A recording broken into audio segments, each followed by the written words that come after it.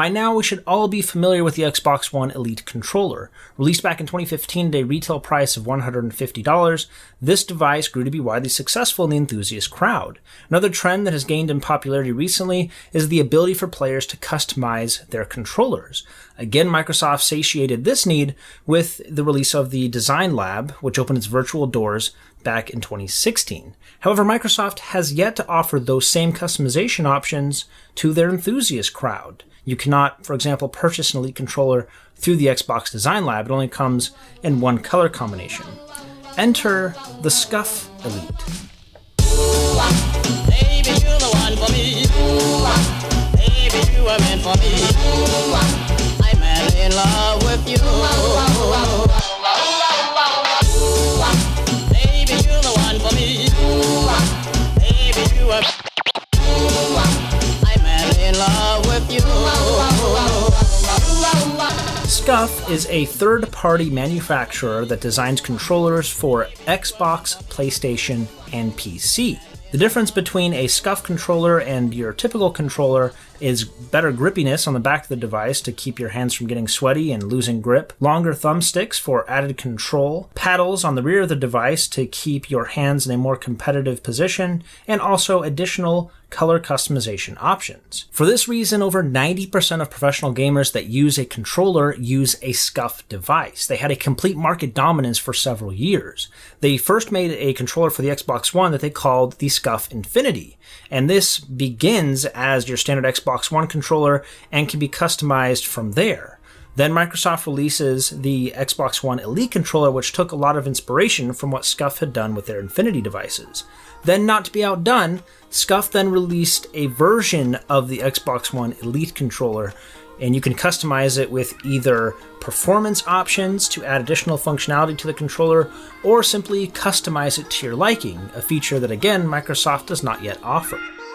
There are many aspects of the controller that you can customize, and those are, for the most part, divided into separate zones. First is the shell, the front-facing portion of the controller that is really most of what you're going to see in the device. That can be customized with several different color options, and it uses a really nice soft-touch material that's very pleasant to hold. The only downside is it only covers the front of the controller. It doesn't wrap onto any other portion of the device. The accents is another zone, and this covers the top trim, the triggers, and the bumpers. The face buttons are an entirely separate zone, and that includes the A, B, X, Y, and start and select buttons. These cannot be customized independently. They're all selected as one individual unit. But you can change just the profile switch to give a nice little accent color, and also each of the volcano rings independently. That just about covers all of these strictly aesthetic options out there, but they still have many performance options that you can choose from. The thumbsticks are the first option you have to pick from, and if you use the standard Elite thumbsticks, it's not going to cost you anything extra. You can pick from either the regular or the long concave thumbsticks. For whatever reason, they don't offer the domed thumbsticks as an option, and obviously you can't color customize them. You can add the Scuf thumbsticks for an additional $7 each, and those come in short, medium, long, concave, domed, and you have several color options available to you. And then there are the paddles, which in my opinion are the most important feature of these professional devices, the ability to press buttons on the back of the controller. The main reason for this is so that your thumbs don't have to leave the thumbsticks. If you're playing a first-person shooter, typically if you want to jump or reload or do anything with your right thumb, you have to leave that right thumbstick for a moment.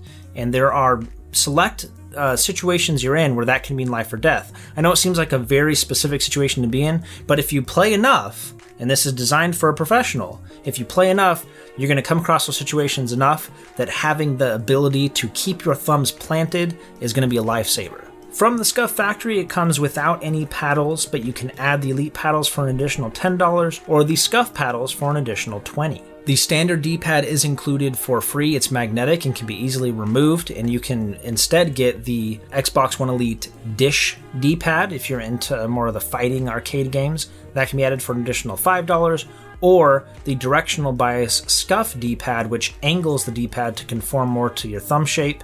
That can be added for an additional $10. You can add a Scuf grip to it, but the Elite controller already has a built-in grippy texture on the back that I find perfectly pleasant. I never really desired to upgrade from there, but if you want to, you can replace it with a Scuf Pro Grip for $10. So how was the Scuf experience from beginning to end? Well, technically speaking, the cheapest way to get an Xbox One Elite controller is through Scuf. The starting price for one of their Elite devices is $139. However, you do not get any paddles, you do not get the additional thumbsticks, you don't get any additional D-pads, and you don't get the carrying case. All of those things I think are worth way more than the $10 you're missing out on, so I definitely don't recommend doing that. However, if you already own an Elite controller, the Scuf D-pad and paddles cost $40 and come as a kit, and the Pro Grip with the thumbsticks comes a $30 kit. So if you like the Scuf options more than the ones that come with your standard device, you can easily swap them out.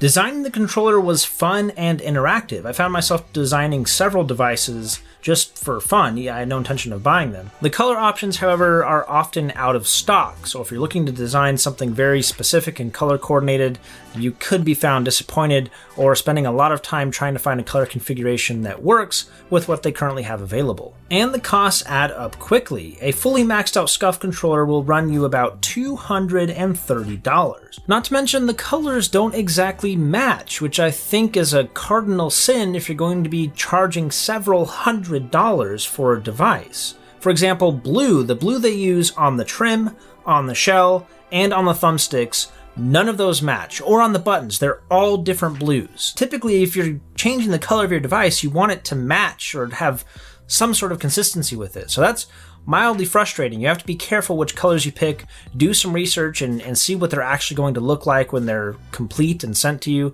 because what you see online is not exactly what you're going to get. The D-pad also cannot be color coordinated, so you better pick something that goes well with gray. Doesn't matter whether you get the standard D-pad, the satellite dish D-pad, or the Scuf D-pad, they're all that silvery gray color. The Elite controller also already has built-in green accents that don't go away. So if you're designing it with a color in mind, you might want to make sure it's not going to clash with the subtle green accents it already has going on. Now, we capitalized on this by designing a controller with green accents, and they actually do a really good job of matching what's already built into the Elite controller. The Xbox One Design Lab offers much better color customization options. They all match, they're never out of stock, and they cover more of the controller. So that's where I'm going to leave this review. In conclusion, if you're just looking to customize the look of your device, you're better off going with the Xbox One Design Lab service. It's just a better service, and one of those controllers, you can customize the color from top to bottom, every inch of it customized,